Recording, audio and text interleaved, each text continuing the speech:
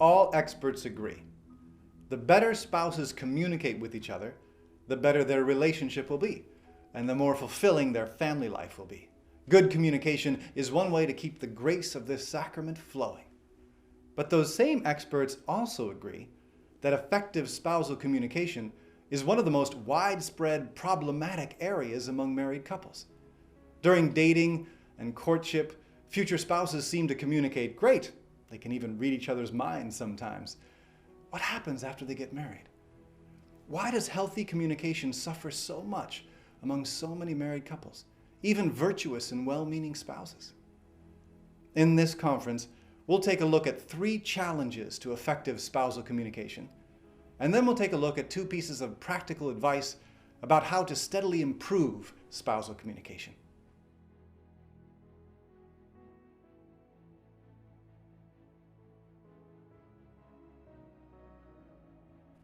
The Bible tells us that when God created mankind, He created us in His own image and likeness. And then it goes on to say, male and female He created them. Adam and Eve are equal in their human dignity. They are both full human persons. And yet, they're profoundly different. And the complementarity of their differences is an essential aspect of how they image God. Scientists have been studying the differences between men and women for decades. Study after study shows that the complementarity between the genders goes far beyond mere sexual fertility.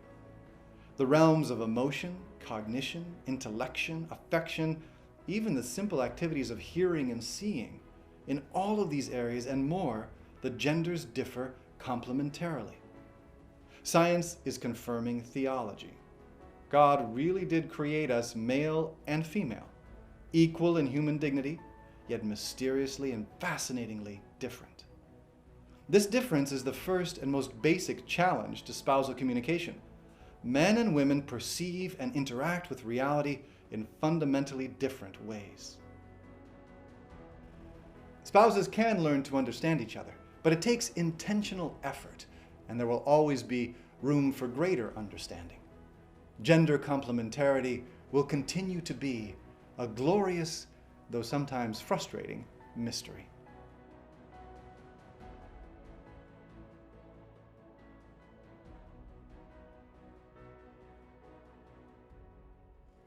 The human soul is spiritual. Our mind works through material instruments like our 5 senses, like our brain, but the intellect itself is spiritual, not limited by time and space. But interspousal communication is limited by time and space.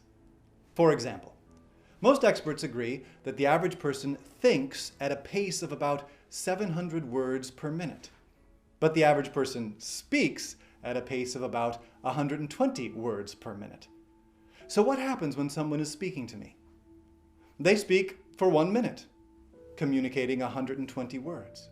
In that same minute, my mind, thinking about what I'm hearing, races ahead by about 600 words. And so when I respond to that person, my thought reaction to what they were saying to me is actually about 2 pages, so to speak, beyond what they actually said. But it gets worse. I respond speaking for 1 minute, 120 words. While I'm speaking, they are thinking, and they respond to me 600 words beyond what I said.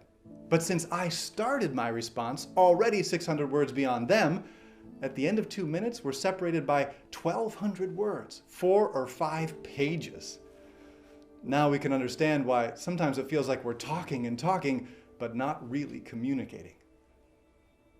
As spiritual beings living in time and space, we face significant challenges to communication.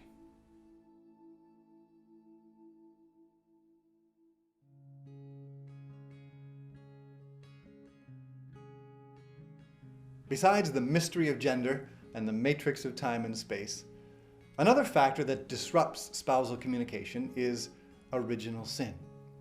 Because of our fallen human nature, we have deeply entrenched selfish tendencies that impede us from being good listeners. We tend to turn in on ourselves instead of being sincerely open to others. But that's not the only effect of original sin. Because human nature is fallen, very few families are perfect. As a result, we all grow up in imperfect households. And so during our formative years, we experience sorrow, loss, and trauma, some more, some less. This impacts our personality and the emotional patterns at work in how we interact with other people. Most often, these patterns are not conscious, since they can be formed even during our pre-verbal developmental period. So when two people get married, they are bringing to the table two separate bundles of subconscious emotional patterns that are not automatically compatible. This is one of the reasons that communication seems to get worse after the honeymoon. As the spousal relationship begins to take root and develop, the spouses encounter sectors of each other's personality that simply never had a chance to emerge during dating and engagement. And the incompatibility can be shocking, confusing, even painful. And that throws up challenges to continued spousal communication.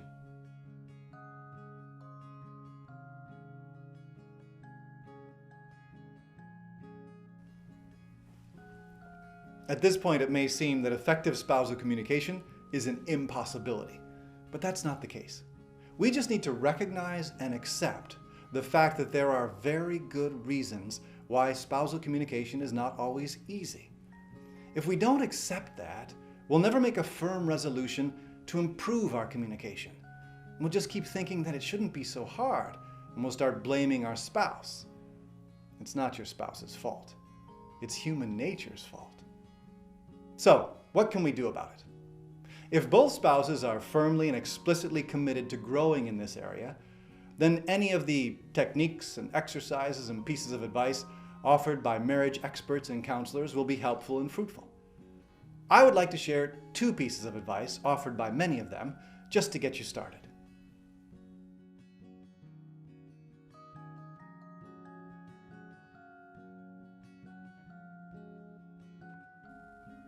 Most married couples have heard of the date night concept, where they take one night a week or maybe every 2 weeks in which the husband and the wife go out on a date, just like they used to. The idea behind the date night is to intentionally create some time and space for the intimate spousal relationship to reconnect, to synchronize. Between work and children and in-laws, between traffic jams and social media and extracurricular activities, there are so many demands on a married couple's time these days that they often drift apart from each other without even realizing it. The date night is designed to counteract that tendency. Unfortunately, date nights often don't work very well for one simple reason. The couple ends up spending the whole time talking about practical things that have been piling up unresolved. Before the spouses were married, they didn't share a home, a bank account, children. They didn't have to talk about insurance and home improvements and vacation and in-law issues. When they went out on a date, they could just focus completely on each other, on simply enjoying each other's presence, on exploring the mysterious attraction of the other person, their dreams, their ideas, their feelings. Married couples need to continue having conversations like that. But they'll never have a conversation like that on a date night unless the slate is clean, unless they have another different forum where they can talk about the practical things. So to make a date night work, you have to also regularly schedule time to talk about practical issues. One marriage expert actually recommends that today's couples schedule 3 different types of regular meetings. First, family business meetings. This is where both spouses can talk about money issues, school issues, medical issues, all the practical stuff. If this meeting is scheduled on a regular basis, the pile of unresolved questions and issues will quickly be reduced and stay reduced, relieving untold amounts of tension. Second, spiritual meetings. This is a time when the parents can get together and talk about their kids, about each child, the child's needs, strengths, weaknesses, opportunities. This is when the parents can get on the same page about how they are raising each child and how to work together for the best of their children. Again, if this meeting is scheduled on a regular basis, early Saturday mornings over a cup of coffee, for example, the parents will stay up to speed on what's going on in their children's lives, relieving tension that can build up between spouses unintentionally. Third, date nights. With family business meetings and spiritual meetings happening on a regular basis, the slate will be clean, and a husband and wife can actually go on a date night that will feel like a real date, a real chance to enjoy and be enjoyed by the man or woman they married.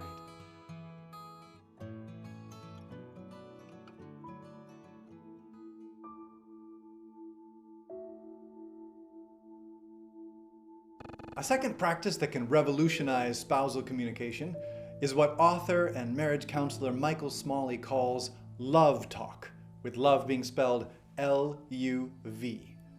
This principle is especially useful when spouses have to deal with conflict, but it can also be used effectively for any meaningful conversation.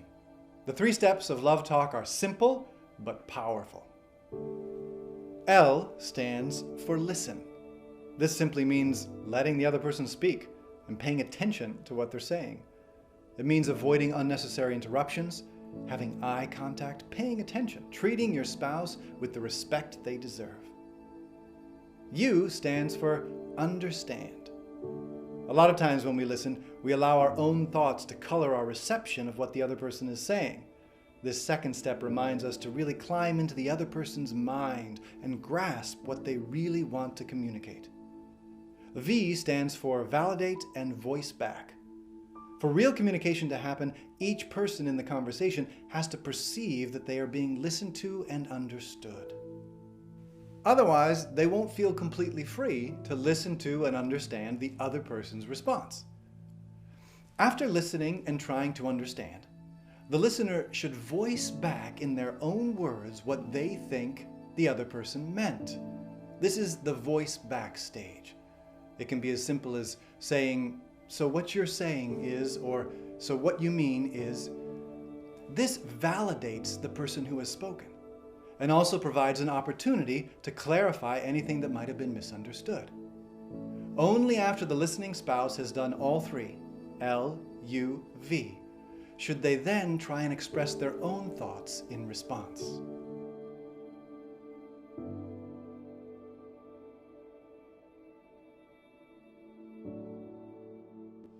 The 3 meetings and love talk are 2 practical pieces of advice that may give you a direction to take if you want to move towards better spousal communication.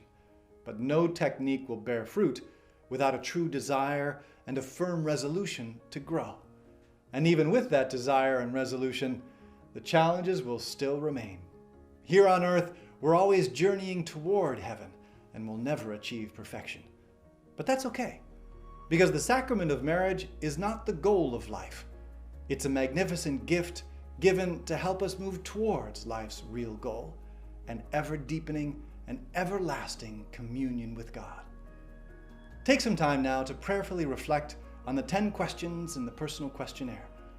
They're designed to help deepen your appreciation for God's great gift of marriage.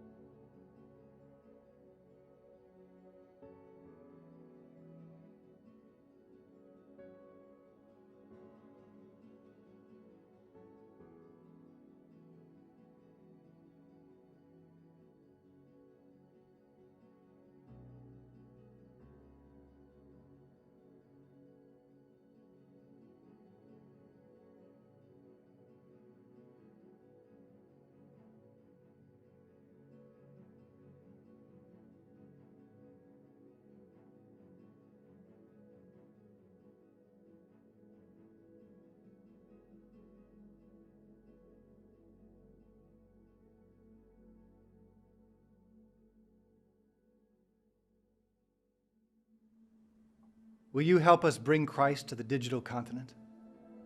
We want to keep making these retreat guides available all over the world for free.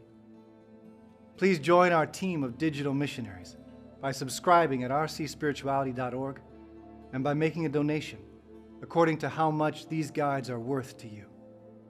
Thank you, and God bless you.